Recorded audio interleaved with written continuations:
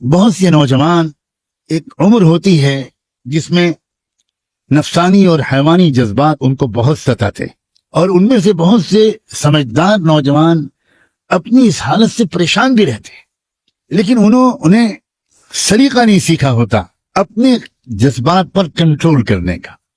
ان میں سے جتنے نوجوانوں کو ذرا فکر مندی نصیب ہو جاتی ہے، وہ تنہائیوں میں اپنے راز کھولتے ہیں اور وہ بتاتے ہیں کہ میں اس بری عادت میں مبتلا ہوں۔ اور بعض بری عادتیں تو وہ ہیں کہ جن کو بتانے کی بھی کوئی ضرورت نہیں ہوتی، ان کی نحوست اور ان کے مضر اثرات انسان کے چہرے پر صاف نظر آتے۔ ابھی چند دنوں پہلے ایک نوجوان میرے پاس آیا اور اس نے آ کر کہا کہ بہت پریشان رہتا ہوں، پڑھائی میں دل نہیں لگتا وغیرہ وغیرہ، تو دماغ بالکل سن ہو گیا ہے، کسی کام کے لائق نہیں رہ گیا ہوں، پتہ نہیں کیا ہوتا جا رہا ہے، مجھے کوئی عمل بتا دیجئے، کوئی دعا کر دیجئے، پانی پہ دم کر کے دے دیجئے۔ اب وہ بیچارہ کھل کے نہیں بتا پا رہا تھا، اور علامتیں بالکل صاف تھیں کہ یہ بیچارہ نوجوان یہ اپنی انرجی کو، اپنی طاقت کو یہ تنہائی میں اپنے ہاتھ سے ضائع کرتا ہے، یہ اس گناہ میں پھنسا ہوا ہے۔ میں نے اس سے کہا بیٹا ایک بات بتاؤ، کیا ماسٹربیشن کی عادت تو نہیں ہے تم کو؟ اپنے ہاتھ سے اپنی جوانی کی قوت کو نکالنا؟ بس ایک دم سے رو پڑا اور کہنے لگا حضرت 10 سال ہو گئے ہیں میں اس بیماری میں مبتلا۔ میں نے کہا بیٹا اپنے اوپر رحم کر، اپنے اوپر رہ، سوچو تمہاری صحت کتنی خراب ہو رہی، یہ تمہاری یادداشت کا کمزور ہو جانا، یہ پڑھائی میں دل نہ لگنا، یہ کنسنٹریشن کا بالکل بار بار بریک ہو جانا، سستی، کاہلی، نوجوانی کی اس عمر میں بدن میں کمزوری، یہ کسی سحر جادو چکر کی وجہ سے نہیں ہے، یہ صرف اس عادت کی وجہ سے۔ اور پھر تم ابھی اپنے اوپر ظلم کر رہے ہو، کل کو جب تمہاری شادی ہوگی تو اس وقت تم اپنے اوپر ظلم کے بعد تم تو ہوگے شرمندہ، اور تمہاری بیوی ہوگی تمہارے ہاتھ کی مظلوم، اور پھر خاندان میں تمہاری بدنامی ہوگی۔ وہ بیوی 2-4 مہینے انتظار کرنے کے بعد اپنے گھر میں شکایت کرے گی کہ یہ شوہر میرے لائق نہیں۔ چھٹکارا دلوائیے اس میں۔ شروع میں ماں باپ اپنی بیٹی کو سمجھائیں گے، مگر کب تک؟ اس کے بعد بات کھلے گی، دونوں خاندانوں میں بات پہنچے گی، تم اپنے گھر میں بھی منہ دکھانے کے لائق نہیں رہو گے۔ شروع میں کچھ دن تک تمہارے ماں باپ تمہارا ساتھ دیں گے، کہیں گے کہ یہ بالکل جھوٹا الزام ہے اور غلط ہے، اور ہم پولیس میں رپورٹ کر، یہ سب تماشا ہوگا۔ بالآخر ڈاکٹر حکیم کے پاس جاؤ گے اور وہ تصدیق کر دیں گے کہ بالکل صحیح بات ہے، یہ لڑکا اپنی بیوی کے لائق نہیں ہے۔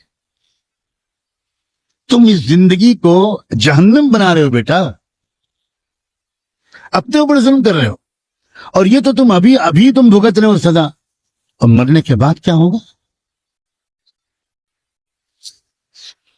اللہ اس نوجوان کو ہمیشہ کے لیے محفوظ کر دے اور سب کو محفوظ کر دے۔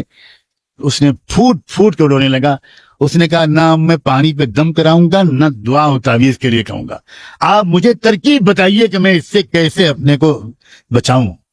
میں نے کہا بہت آسان ترکیب، بہت آسان ترکیب۔ دیکھو خیال دماغ میں آئے گا، خیالات کے آنے کو شروع میں روکا نہیں جا سکتا، بالکل آئے گا۔ اب تو تم اتنے زمانے سے عادی ہو گئے ہو، لیکن خیال کو عمل میں تبدیل ہونے سے روک لینا یہ تمہارے اختیار میں۔ اور اس کی ترکیب یہ ہے کہ تم فوراً اپنی حیت بدل لو۔ اگر تم لیٹے ہوئے ہو، بیٹھے ہوئے ہو، اکیلے ہو، کھڑے ہو جاؤ، اٹھ جاؤ، ٹہلنے لگو، چلنے لگو، وضو کرو، فوراً 2 رکعت نماز کی نیت باندھ لو، تسبیح پڑھنے لگو، درود شریف پڑھنے لگو، مکے مدینے کو یاد کرنے لگو، اپنی ذہن کو ادھر سے ہٹاؤ۔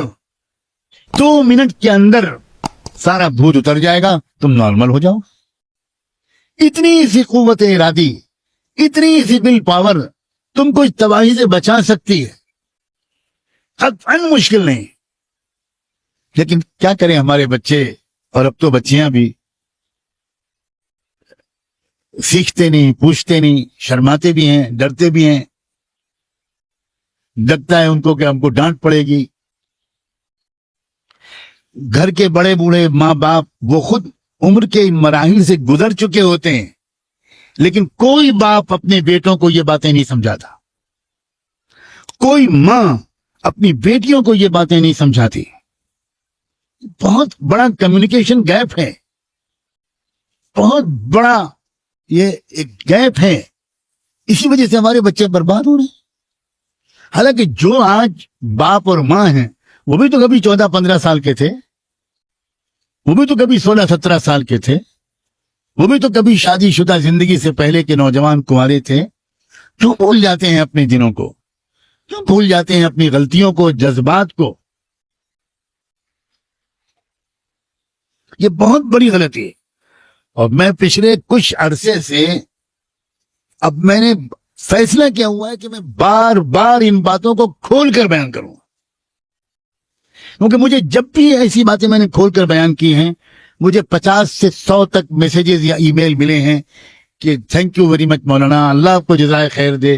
وہ بیان میں میری آنکھ کھل گئی, اور ایسی ترکیب آپ نے بتا دی کہ مجھے 1 سال ہو گیا, مجھ سے وہ غلطی دوبارہ نہیں ہوئی. اس کا مطلب یہ ہوا کہ ہمارے عزیز نوجوان بچے یہ ہمارے جگر کے ٹکڑے ہیں بھائی, یہ ہماری امت کا مستقبل ہے, یہ قیمتی لوگ ہیں. ان کو ذرا سے مشورہ دے دیا جائے پیار سے, اور مزید اللہ توفیق دے تو ان کے لیے دعا مانگ دی جائے تنہائی میں. کیا پتہ اللہ تعالیٰ ان کو ہمت دے دے اور وہ بہت آسانی کے ساتھ اس دلدل سے نکل آئیں. جن لوگوں کا روحانی پہلو مضبوط رہتا ہے وہ بہت آسانی سے اپنے جذبات کو قابو میں کر لے. انہیں تو اتنا عمل بھی نہیں کرنا پڑتا جتنا میں نے بتایا. جیسے کوئی خیال ان کے دل میں آتا ہے وہ ایک دم سے استغفر اللہ پڑھتے ہیں, لا حول ولا قوت الا باللہ پڑھتے ہیں. حضرت یوسف علیہ السلام نے کیا کیا تھا؟ بھاگے تھے اور کہا تھا معاذ اللہ. اتنا ہی تو کہا تھا, معاذ اللہ, اللہ بچا لیجیے مجھے. بھاگے بھی اور دعا بھی مانگی. یہ بہت اہم اشارات ہیں. نقل مکانی, اس جگہ سے ہٹ جانا, پوزیشن کو چینج کر دینا, یہ سب روحانی قسم کی تدبیریں ہیں جن سے انسان بڑی آسانی کے ساتھ نفس اور شیطان کے حملوں سے بچ سکتا ہے.